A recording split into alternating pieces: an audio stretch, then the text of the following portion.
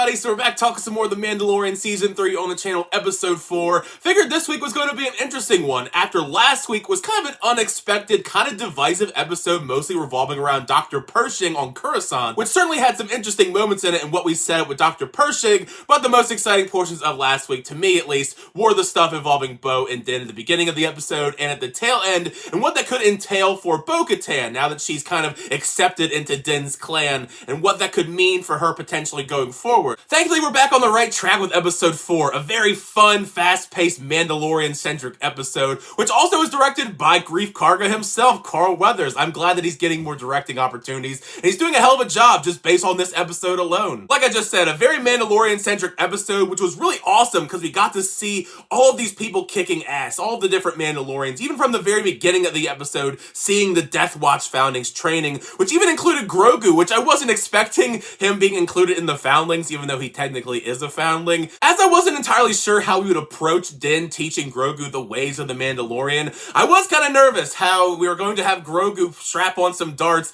and have this sparring match between him and Paz Vizsla's son. I mean, it was adorable seeing the darts strapped to Grogu's arm, but the fact that he pulls out these crazy moves, much like Yoda does, and does these crazy flips, I guess that's just inherently one of the things that his species does. You kind of have to laugh, though, because this continues the saga of Paz versus Din Djarin, because he does not like Din Djarin at all, and now we're even having it passed down to the generations where Grogu is whipping on Paz Vizsla's son. I feel bad for Paz Vizsla's son. It seems like he has not been able to catch a break all season long. He gets his helmet in the first episode, immediately is attacked by a giant alien alligator, and then after he loses to Grogu in this episode, he gets carried away by a giant dragon monster and almost eaten. Which basically is the entire setup for the episode that Bo-Katan, Din, Paz, and a couple other Mandalorians are gonna go venture out and try and save him. Sadly, Grogu does not get to join in on this mission, but we do get some great development for Grogu regardless, because we get to have some quality time between him and the armorer. Even get some cool nifty armor along the way, which is absolutely adorable. Even though I feel awful for Grogu in this sequence because their armorer making this armor for him causes him to have these flashbacks to his past,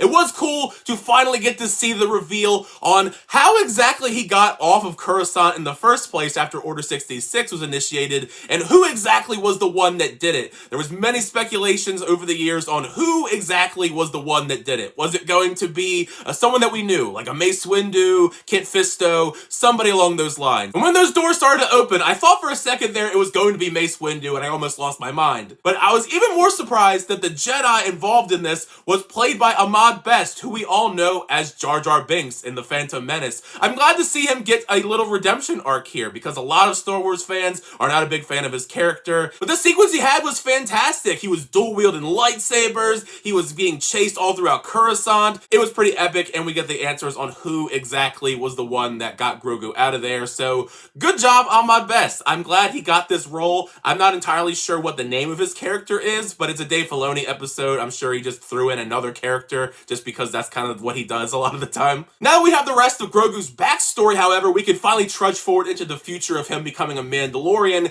and that part there does kind of have me amused. Sure, it was cute that the armorer got to give Grogu this little bit of Beskar armor to start off his armor, and then he's going to grow into it, but that's the element that I think is kind of funny, because I don't know if the armorer and any of them realize that Grogu is going to live to be very old. He's going to outlive everybody in this show pretty much, at least the Mandalorians.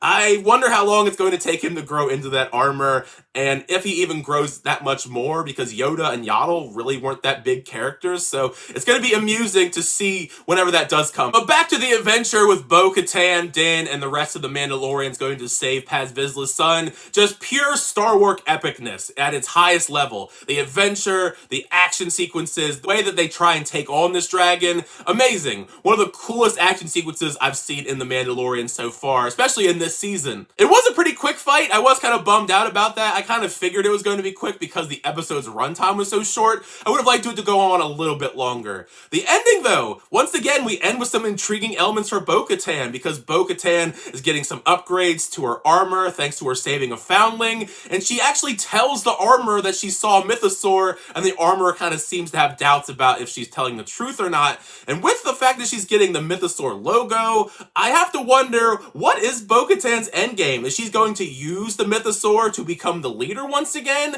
That's something that I'm kind of pondering, at least at this point, because she didn't tell Din about it. She's telling the armorer about it, of all people. So is she gonna try and get the Darksaber back from Din and then become the leader of this clan of people who she initially wasn't a big fan of? I don't know. I'm very intrigued by that. We only have a couple episodes left of season 3, so I think we're going to continue to flesh that out more over the course of these next few episodes, because I don't know where else we can really go yet with the story. But now you've heard my thoughts on the episode. Make sure you share your thoughts down below. What did you think of episode 4 of season 3 of The Mandalorian? Did you like the episode? Did you not like the episode? Share all your thoughts down below, including any theories on where you think we're going to go after this episode. It's going to be a lot of fun talking about that stuff in the comment section. And thank you guys, as always, check out the reviews. I always do appreciate it. Make sure you like on the video and also subscribe to the channel so we update reviews, reactions, unboxings, and more. Next time, I'll see you guys later.